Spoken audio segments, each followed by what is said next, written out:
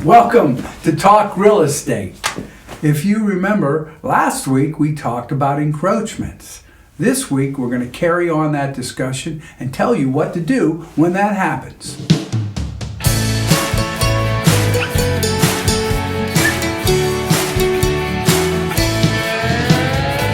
He had a dream about a better world where real estate was taught everywhere. Wise people making wise decisions.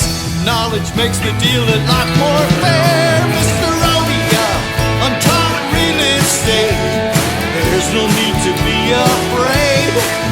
Whether buying or selling with a little knowledge, a fair deal can be made. Welcome back to Talk Real Estate. Last week we talked about encroachments, and we talked about a garage being on the other side of the property of another.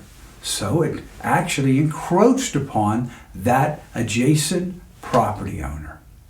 So what are you going to do? It's there. Are you going to tear the building down?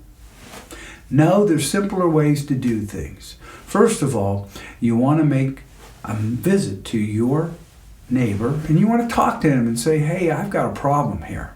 And here would be one of the remedies.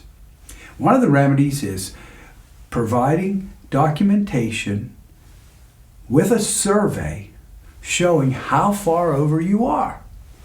After that, then you'll describe it with exacting measurements. Then you'll put it in language in an easement. You'll notarize it and get his signature. So in other words, you'll get his signature and get it notarized. Why?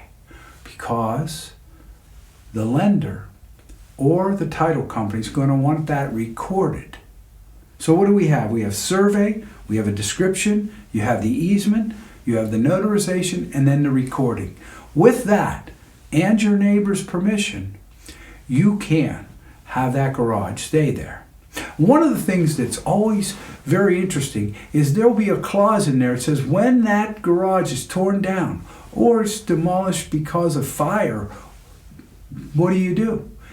You would lose your rights to use that property that adjacent property owner gave you.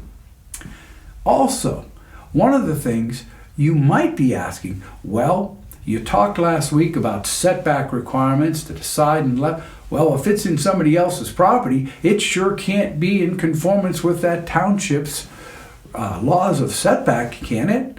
No, it isn't. But a lot of times if it was there before, they'll call it a non-conforming use. And all those rules that would have them come after you would not normally happen. But you should still check with your township. Now, one of the things that you might want to do if you find this out and you're selling your property is you'd want to put it on your disclosure. What's a disclosure? We're going to talk about that next week. And I'll look forward to seeing you next week. So until next week, this is Darryl saying so long for Talk Real Estate. Mr. Rodeo, untaught real estate. There's no need to be afraid. Whether buying or selling with a little knowledge,